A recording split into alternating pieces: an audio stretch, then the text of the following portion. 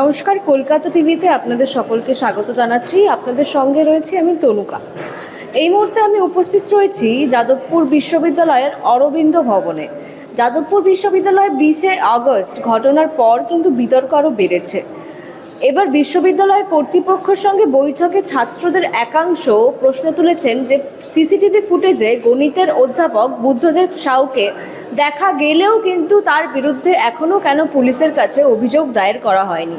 পড়ুয়াদের দাবি, ওই রাতে ক্যাম্পাস ও হস্টেলে বহিরাগতদের হামলার ঘটনায় যাদের ভূমিকা ছিল তাদের বিরুদ্ধে নিরপেক্ষ তদন্ত হওয়া উচিত।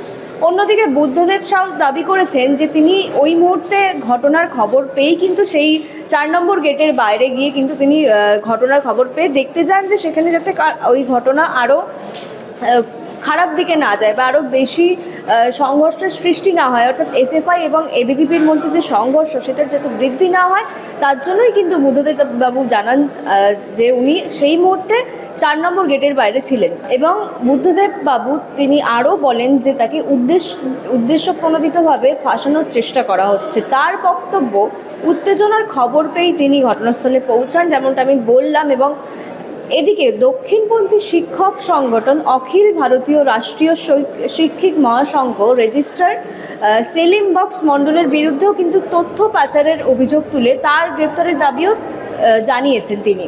এবং সংগঠনের অভিযোগ যে বিশ্ববিদ্যালয়ের অভ্যন্তরীণ তথ্য বাইরে চলে গিয়েছে। একই সঙ্গে কিন্তু ক্যাম্পাসে পুলিশ ফাঁড়ি বসানোর দাবিও তুলেছেন এই সংগঠন। কিন্তু অন্যদিকে বামপন্থী কর্মচারী সংগঠনের দাবি যে নিরাপত্তা আউটপোস্ট থাকলেও তা বিশ্ববিদ্যালয়ের চৌকিদারির বাইরে হওয়া উচিত। এবং এবিভিপির তরফে যাদবপুরে যে প্রতীক ভাঙচুর এবং ক্যাম্পাসে থাকা তথাকথিত দেশবিরোধী পোস্টার নিয়ে তদন্তের দাবি জানানো হয়েছে।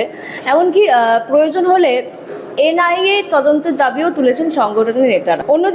অন্যদিকে রাজ্যের স্কুল শিক্ষামন্ত্রী দীপক বর্মন কিন্তু বলেছেন যে যাদবপুরে গণতান্ত্রিক পরিবেশ ফিরিয়ে আনতে কিছু ঘটনা ঘটতেই পারে, তবে তার দাবি যে এবিভিপি যাদবপুরে পৌঁছেছে এবং পরিস্থিতি সামাল দিতে সক্ষম হয়েছে। সব মিলিয়ে যাদবপুরের অশান্তি ঘিরে রাজনৈতিক চাপানোতর কিন্তু এবং পাল্টা অভিযোগ এবং তদন্তের দাবি ক্রমশ জোরালো হচ্ছে। ইউনিভার্সিটির তরফ থেকেও যে পরবর্তী পদক্ষেপটি নেওয়া হয় এবং আজকে যে সোমবার অর্থাৎ যে মিটিং হচ্ছে, যে 5 সদস্যের যে দল অর্থাৎ প্রধান সেখান থেকে সরে দাঁড়ান অর্থাৎ শুভ শঙ্কর সরকার, যে মিটিং চলছে তারপর যে উপাচার্যের তরফ থেকে, এবং সেই মিটিংয়ে কিন্তু জানা যেতে পারে যে সেই যে 5 সদস্যের যে দল, সেই দলের যে প্রধান হিসেবে কাকে বসানো হতে পারে সেই দিকেই নজর থাকবে। এই ধরনের আরও আপডেট জানতে অবশ্যই চোখ রাখতে হবে কলকাতা টিভির পর্দায় রাত দিন 7।